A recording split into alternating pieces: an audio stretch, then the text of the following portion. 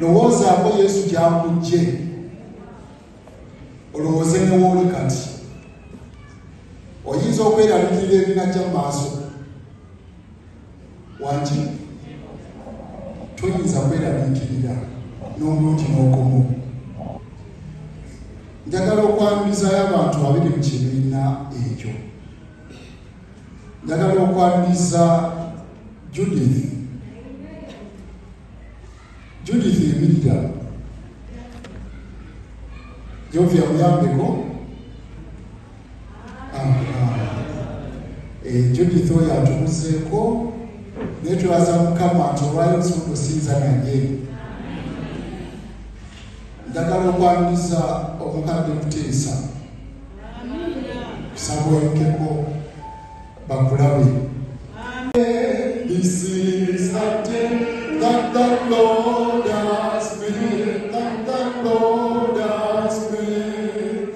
We will rejoice, we will rejoice and be glad in it, and be glad in it. This is the day that the Lord has made. We will rejoice and be glad in it. This is the day, this is the day that the Lord has made. Kugamba nti wakyaliyo essuubi. Wakyaliyo ki? Wakyaliyo essuubi. Tugenda kutambula mu kitabo kya Yokaana essuula ey'11. Tugenda kulaba ku bantu bano abasatu. Tugenda kulaba ku Laazaalo, tugenda kulaba ku Maliyamu, tugenda kulaba ne kwani ne Maliza. Bwe tubeera kwatumayina nga tuyiga amannya ne meanings zaako. Simanyi oba omanyi erinnya lyo kye litegeeza, oba kasita baamala okutuuma n'obivaako n'ogenda bwezi maaso kulitegeeza abantu balala. Ani amanyi erinnya Laazaalo kye litegeeza? Tugenze mu bayizi ba Bayibuli. Naye ekya Yokaana essuula y'11 okuva ku lunyiriri olusooka tugenda kutambula ne mukyala Mubiru we tugenda okuweereza Mukama olunaku lwaleero. Kusaba tutandike maama. Waliwo omuntu eyali omulwadde Laazaalo ow'e Besaniya mu mbuga Maliyamu ne Maliza muganda we mwe baali. Bayibuli etugamba nti ku kyalo kino ekimu eky'e Besaniya kwaliko omusajja gwe bayitaani Laazaalo ng'alina bannyina be bwe baali bayita Maliza nambi ne Maliyamu. Bayibuli etugamba nti Laazaalo ono yali muki? Yali mulwadde. Ffenna abaali bantu twali tulwaddeko. Bw'oba tonnalwala ojja kulwala, sikusabira naye ojja luma ssenyiga, ojja kuluma omutwe. Naye Bayibuli etugamba nti Laazaalo ono yali muki? Yali mulwadde ddala. Kiki ekyagenda mu maaso? Olwokubiri, Maliyamu oyo yasiika Mukama wafe amafuta n'amuttaanya ebigere n'embiri ze yeyalina mwannyina Laazaalo eyali alwadde. bw'onaddayo ku sitole n'ojjukira omukyala eyatwala pafyumu ye yali esinga omuwendo omungi n'ayiwa ku bigere bya Yesu Kristo era n'amunaaza n'abaana n'akozesa enviiri ze okumusiimuulako. Yali omukyala ono mwannyina wani? Maliyamu ne Maliza bwe baategeera nti muganda waabwe alwadde ate waliwo omuwonya ate nga mukwano gwabwe, bagamba tosobola kusirika, tulina ogenda omutuukira tumutegeeze nti mukwano gw'omuki era yeetaaga saaviisi yo ojja omukole ki? Omuwonye. Bo baali balabyeko ku Yesu Kristo bye yajjanga akola bulijjo mu bulamu bwabwe ne mu bulamu bw'abantu abalala abatwetoolodde. Naye ebigambo Yesu Kristo yaddamu byali binakuwaza eyatwala amawulire gano. Simanyi oba aliwo tutteko ku mawulire, gayinza okuba amalungi, gayinza okuba amabi, naye nga bwogatwalya tayagala kumanya. Kyali kikutuuseeko, wawulira otya mu mbeera eyo? Kati fumiitirizaamu n'omukyalo bwe yagenda ewa Yesu Kristo, ebigambo Kristo bye yakola ki? Bye yamuddamu. Ndabye ddala ng'omukyalo ono yamenyeka omutima n'agaana mukwano gwange eyambise n'awona mukwano gwe. Ayogera atya ebigambo bino? Ng'obulwadde obwalwadde si wakukola ki? Si wakufa. Teri muntu asanyuka ng'alina munne nga mulwadde oba nga mugonvu. Oba osaba kimu asobole okukola ki? Okuwona, asobole okubeera obulungi. Omusaba obuyambi, ansa gyakuwadde n'erabika ng'ekubazemu amaanyi. Kale oyinza okugamba anajja enkya, n'olinda enkya n'atakola ki? N'ogaakala anajja oluddako, nawe n'olinda n'atakola ki? Oyinza osigala nga okyalina essubi mu muntu oyo. Essubi likola ki?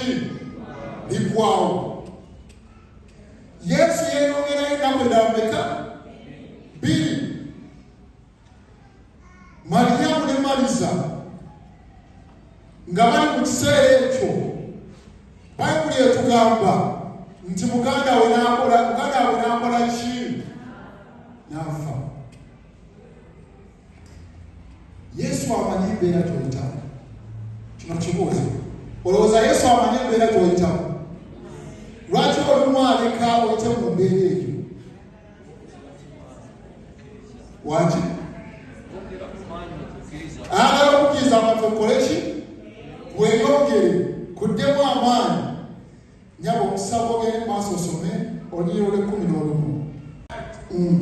Yayogera bw'ati, n'alyoka abagamba nti, mukwano gwaffe Laazaalo yeebase, naye genda okumuzuukusa. Wuliriza ebigambo bino.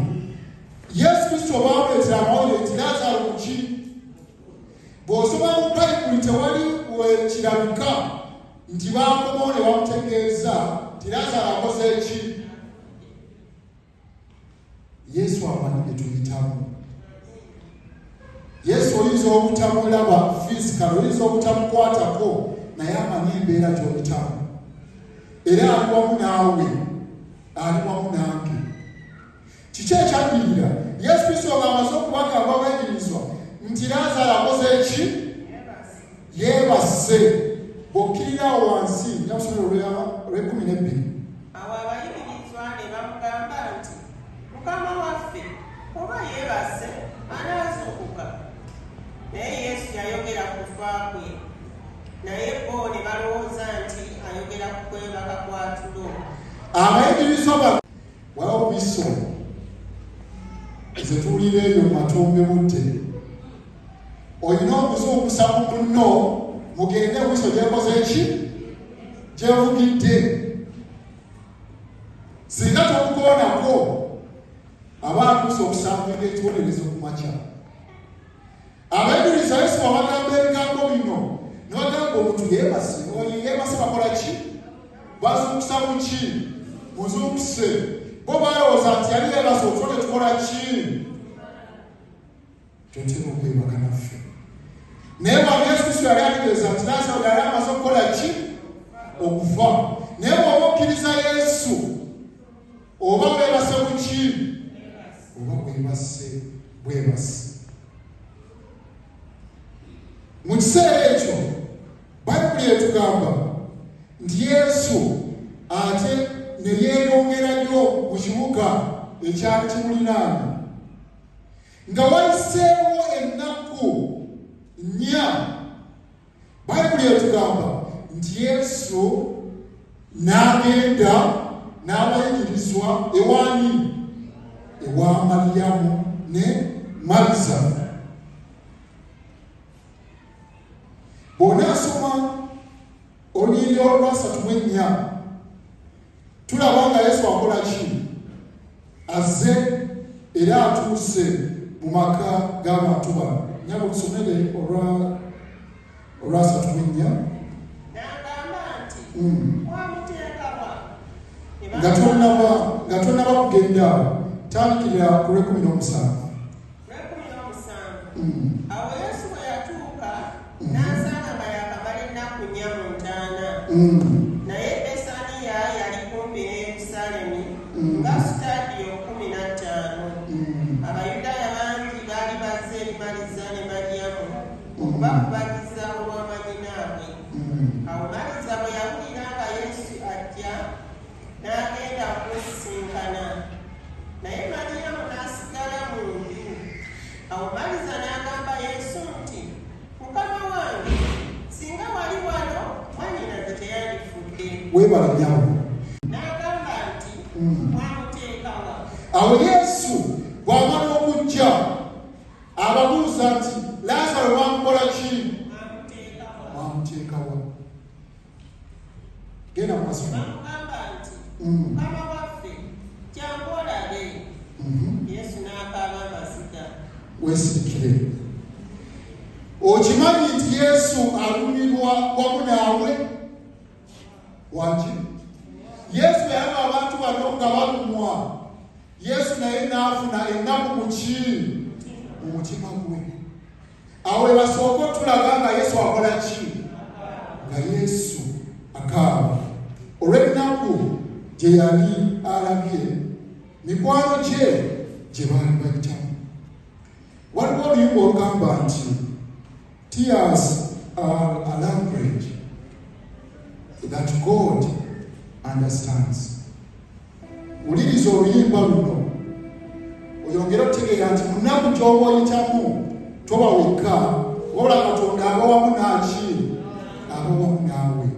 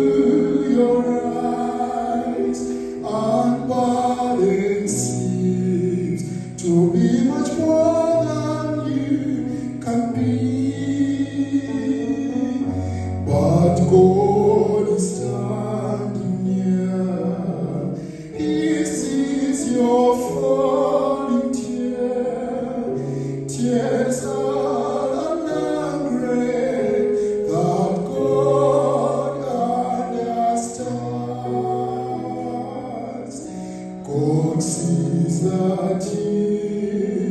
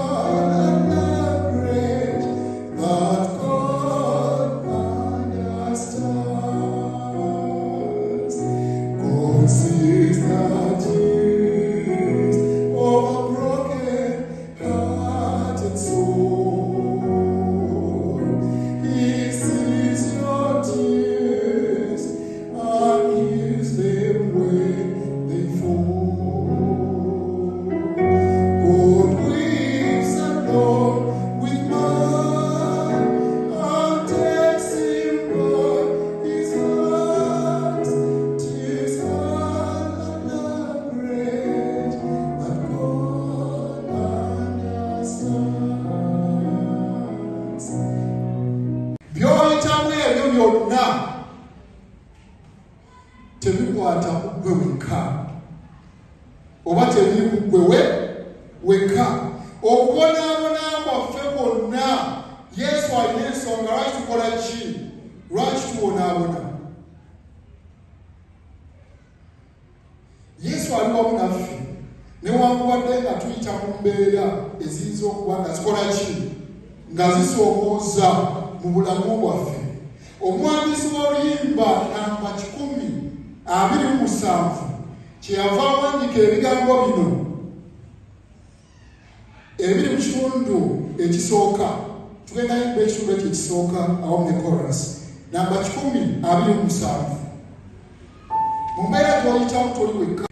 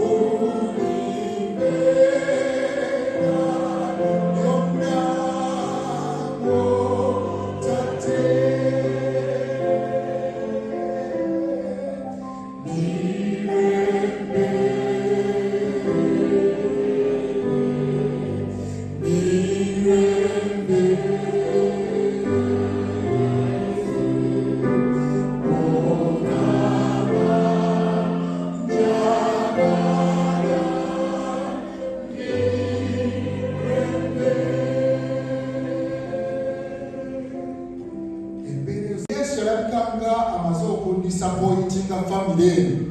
Naye abali mu family tebaggwamu maanyi. Bayongera okwekwata kwani ku Yesu Kristo. Oyinza okuwoleta mu mbeera enzibu. Oyinza okusabira ekintu ebbanga eddene. Katonda n'alabika nga ataseemu kusabako. Essaala yange egamba nti lemerako. W'onaalabiranga aludde ajja kubeera mu budde bwennyini.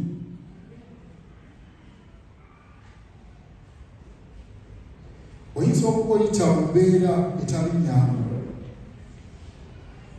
Omusajja gwe bayita Arakeli bamusiba emabega olw'emisango.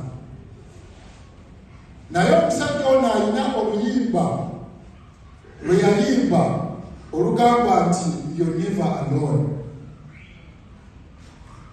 Mu mbeera zonna ze tuyitamu lowooza ku bigambo ebyo nti toli wekka. Yakobo bwe yali nga adduse muganda we Esawu n'atuuka mu kifo Katonda we yamusinkanira, Katonda bwe yadda mu kirooto yamuwa ebigambo ebigamba nti toli wekka. Oyinza okubanga embeera gy'oyitamu ekulowoozesa nga Katonda ali ewala ennyo naawe. Naye Bayibuli etutegeeza nti mu mbeera eyo tegeera nti toli wekka. Katonda waali ddala okubeera awamu naawe mu mbeera gy'oyitamu. Kubanga akola ki? Amanyi ekiko agenda kujja abeere awamu naawe. Mu mbeera eyo nga olabika nga alekeddwawo, tegeera Kristo waali okumpi ddala naawe wooli. Kristo ye bamutwala mu ntaana bwe baali baterese Laazaalo. Olw'ennaku gye yalaba mu mikwano gye yasobola naye okukola ki? Okukaaba. Kaali kabonero akalaga nti Yesu Kristo alumirirwa wamu naki? Naawe nange nga tuyita mu mbeera ki? Enzibu. Tegeera nti toli wekka mu mbeera egyo gy'oyitamu. Nyaba okusaba twengere mu maaso. Till something happens. Ne bw'okusaba n'atawulira, yongera ogenda maaso okola ki? Bw'onaalemerako waliwo ekigenda okubeerawo mu bulamu bwo. Abaana ba Isirayiri bwe baali nga bali mu ttuntu nga balaba Falaawo azze ne bakyukira Musa nga ne Musa talina kyakubagamba. Musa n'akyukira Katonda.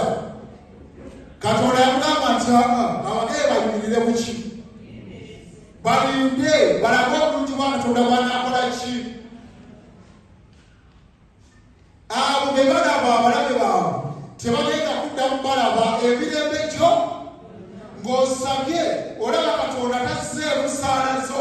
Katonda agamba ebinga bumirizi genda mu maaso n'okola ki? N'okusaba mu kiseera ekituufu embeera ekuli maaso togenda kuddamu kiraba nate. Naye weetaaga okukkiriza mu mutima gwo okusobola okulemera Katonda mu mbeera gy'oyitamu. Kkiriza nti Katonda ajja kukolera mu budde bwe bwennyini.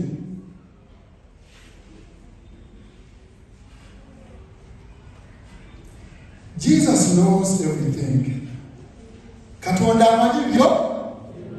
Waliwo oluyimba abakyatogere basinga otuyimba.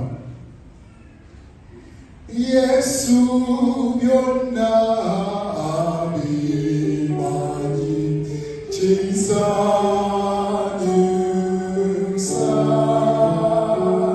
atwala ne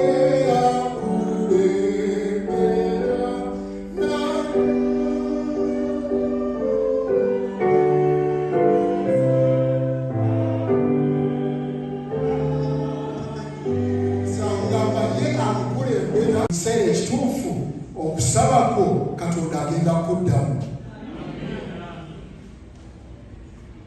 Lesson endala yino. We can face God even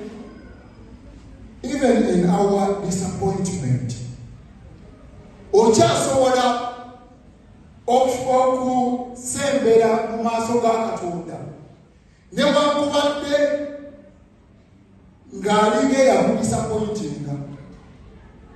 Wano nina example.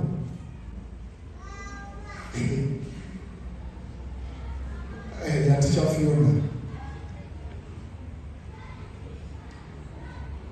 Waliwo bwe yayita mu kiseera nga kikambwe. Simanyi oba gwe wali okikozeeko. N'awandiikira Katonda ebbaluwa n'amutaalika. Ennene ng'amwemulugunyiza ng'amutegeeza ebiro byamusabye n'atabimuwa. N'embeera z'ayitamu. Simanyi oba ali otuuseeko mu mbeera n'olaba nga Katonda ono asaana kuwandiikira kiwandiiko. Abamu nno bo tebakyasaba na kusaba. Awandiika ebizibu bye namba emu school fees, namba 2 njagala mulimu, namba 3 njagala kino. N'akiteeka ku mulyango w'ayita. Bw'azuuka ku makya Katonda namba emu. Bw'agamba namba 2. Ayinza okuba ng'ayita mu mbeera n'abaga Katonda atakoze eki. Mukyalo ye yamugamba kankuwandiikire.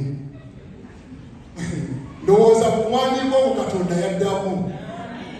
Ebiseera ebimu olina ofuna ebiseera